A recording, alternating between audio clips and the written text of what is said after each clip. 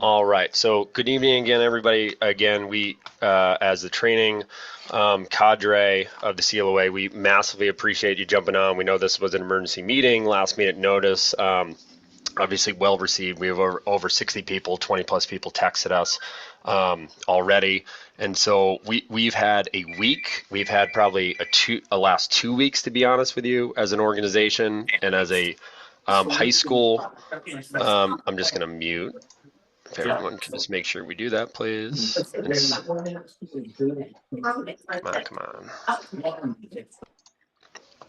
on. And Chris so, Seymour's on the call.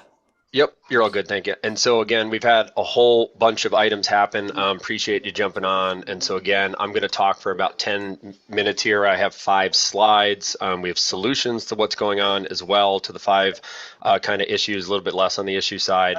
But we have had a, gentlemen, can we mute, please?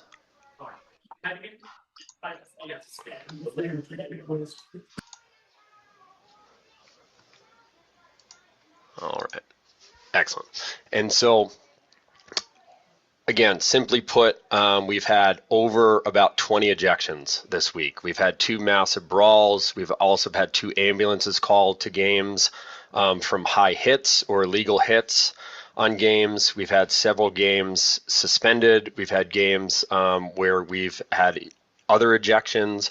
We've had a lot of unsportsmanlike conducts called on a lot of people.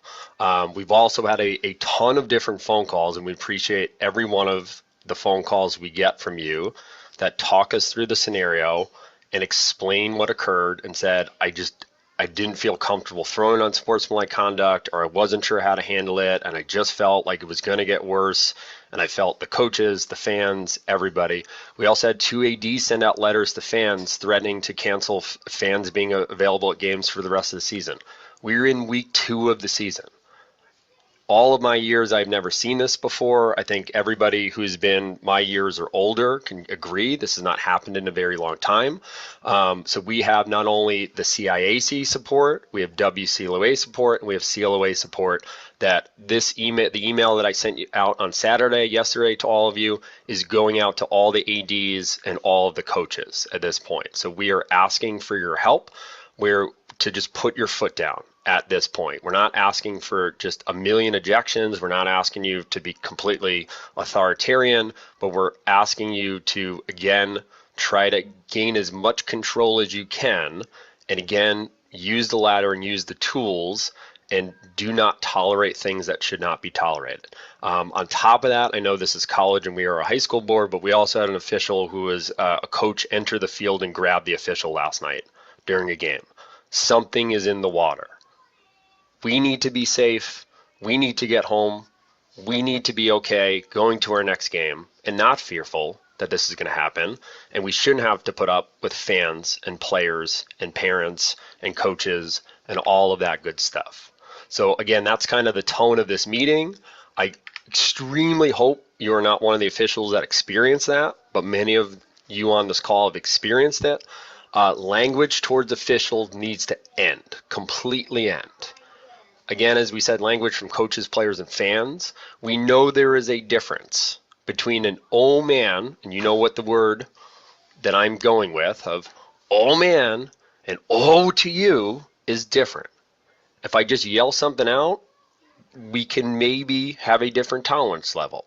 If it's towards myself, if it's in frustration, if it's towards another player, it's towards a coach. We've seen players to coaches, coaches to players. If it's towards us, throw your flag, use your ladder. If you want to move to a rung of unsportsmanlike conduct, if it's towards you, go there and keep moving it up. A veteran official emailed me today with an amazing tribute to the late Billy Cashman, who was part of our board for a very long time, and what he called the hierarchy of communication. These are phrases we can use with players, with coaches. Coach, I got it. Understood. Absolutely, we'll watch for that next time. Not a problem. We can keep our eye out for it. He was in a super good spot to see it. Coach, I heard you. Coach, it's enough. And so understanding that we might have to turn our language a little bit and not raise to what they're doing and not get angry or hostile either, but just know when to end the conversation. Have that open line. Calm people down. And again, I'm not requiring this, but using please and thank you goes a long way. Coach, I need you please to get back on the sideline. As simple as that is, it gets you a lot further in the game. That simple please and thank you. And when you go back and you tell the box coach or you tell the head coach, hey, good job keeping all your guys back. I don't have to come over. And so that has been a massive issue this week we've seen with language, especially towards official, as we said. The other massive area we see, coaches on the field. We've had multiple coaches flagged for being on the field, obstructing play, or just flat out refusing to get off the field. They are a yard still on the field, and they say, I'm good. You're not good. It's a line, right? And so again, take your time on the penalty reports, especially anybody I've worked with that I'll call 10 years or younger this year. Do not rush this. It is your time. You can control the tempo. Get to the spot, which again is about 2 or 3 yards off of the sideline, straddle the midline. Don't do it from the pylon. Get to that spot, because when we do it to the pylon, the far coach doesn't hear you and we don't clean up the box. First thing you should do, get everybody out of the table area except for that player serving. That player kneels 6 yards back. Doesn't kneel 5 yards, doesn't kneel 4 yards, doesn't kneel a yard. Ask him kindly. White 3, I know you just committed felony murder, but I please need you to go back to the yellow line. And wait till he goes. Coaches, I need you out of the table area. What's the penalty? Coaches, I need you out of the table area. You will hear it once you're out of the table area. I have a time serving foul on White. 3 minute hit to the head, illegal body check, locked in. Take your time. This calms everybody down. It sets the expectation. It gains control. The table area can't see it. The coaches are entering it to yell at people, including their own kids and the other team. We've seen a lot of issues with coaches screaming at the other teams. If you get separation, it helps everybody out. Remind them. Say please and thank you. Get the coaches in that coaching area. And I use the example in a game, and it said the same thing. The coach says, what does it matter if I'm a half yard on the field? And I said, if the opposing team goes offside by half a yard, are you going to yell about it? Yes. Then I'm going to yell about a half a yard of you being on the field. Oh, that makes sense. Yeah. If the ball is a half yard in front of the goal line, should I count it a goal? Because it doesn't really matter. It does matter. It's a line. Stay with it, right? Get them off the field. Push the players back. Again, it creates a lot more issues than we think. I hate that we have to go over this, but we're going over this. We've had fights, a lot of them. We had a full 13 on 13 because we had benches absolutely clear the other night on Thursday. So again, mechanically, everything is in the 2-man and the 3-man mechanics manual on the Google Drive, but do the best you can as an official. My rule, you can do what you like. My rule, don't touch the players, don't get involved, don't try to break it up. There is steel, there is titanium, there is other things getting swung and thrown, and you have no protection. You do not need to get hurt. You don't need to break them up. Get a wide cone of vision. If you are the bench side official, try to freeze the benches if you can. If anybody leaves, write down their number. If you are the incident side official, you need to just write numbers. Take your scorecard out, flip it over, write numbers, left side, right side, home, away, write numbers, the best you can. Then you need to go to the table. We had a scenario last night. The R, phenomenal job, asked the site supervisor to take a picture of the roster books and text it to him right then and there. So all the rosters are then available for that official after the game to write the report. It's a brilliant move. Kudos to that referee. Really good game management job. Take time. Don't ask for the table person, especially if they're a minor. Go find the site supervisor. They should be helping you in this scenario. They should be at the table. And so again, if it happens to be that this official is part of this incident, might throw a flag and the fight happens at the purple, yellow officials got to come over and try to freeze benches. I know it seems backwards, but we got to prevent other people from coming in. We've seen in these fights, there is a propensity, and even in minor dust-ups that aren't an actual fight, coaches are just flying. And the extra bench personnel, if it's an injured player or if it's a JV coach or extra assistant coach, they're flying off the bench. We shouldn't have anybody come off the bench, even the coaches. I think it's okay to allow, once you calm them and get the benches to freeze, the head coaches want to go and a couple assistants want to go, you can clear them. Wait. You can go get your guys. But we've seen in the video, because everything's on video, the coaches are manhandling the players. We can't have that either. They can't be grabbing just random people and tossing them, right? So understand that. And understand that if we have a really egregious hit, or we think it's targeting, or we think there's intent to injure, or we think it's just not in the spirit of the game, we can go immediately to flagrant misconduct. We've had 2 of those hits this week, where a kid just cross-checks the other kid and then celebrates afterwards and is so excited that the kid is literally convulsing on the ground and is knocked out. And I'm not kidding you. That's flagrant misconduct. It's 3 minutes plus an ejection. That's the end of the story. We have to be getting these. I'm not saying we're missing them, but I'm just saying this is what's in the water this week. And it's sad. It's really, really sad. With that said, again, we had a couple other phone calls just to kind of go away from the bad stuff. Just remember what's non-releasable and what's releasable penalties. I put this in the email, so this is not anything different. I literally copied it from the email. But on the non-releasable side of things, we only have 3 categories that go into, a lot of you can do math better than I can. I'm kind of counting an extra one in there, but only 3 categories. Checks to the head and neck area are non-releasable. Illegal cross and illegal equipment are non-releasable, and unsportsmanlike conduct. If you say, Rob, targeting, yes. We can understand that targeting is like the worst foul. It is a flagrant misconduct type of foul, right? That is understood. Targeting, we're ejecting on targeting. So we get that side. But again, checks to the head and the neck, illegal cross and illegal equipment, sportsmanlike conduct. Everything else is releasable. That's all of your garden variety cross checks and illegal body check. They still occur, and we get them. Slashing should be releasable every time.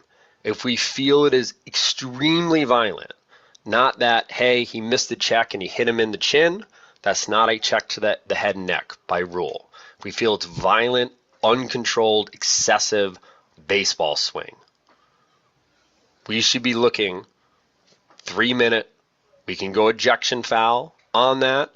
There is an area in the head and neck area where if it is an excessive, violent, or uncontrolled slash to the head and neck area, it is actually a check to the head and neck, even though we don't consider it. But I want you to hear slashing is releasable, except that extreme stuff that's baseball swing. To me, that's not a slash. So that's where we've had a lot of issues, where we've seen, again, partners get into arguments and partners call and question of, hey, it was a check that missed and hit the kid, or he went to check and it kind of hit his shoulder and got some of his neck and he went 1 minute full time.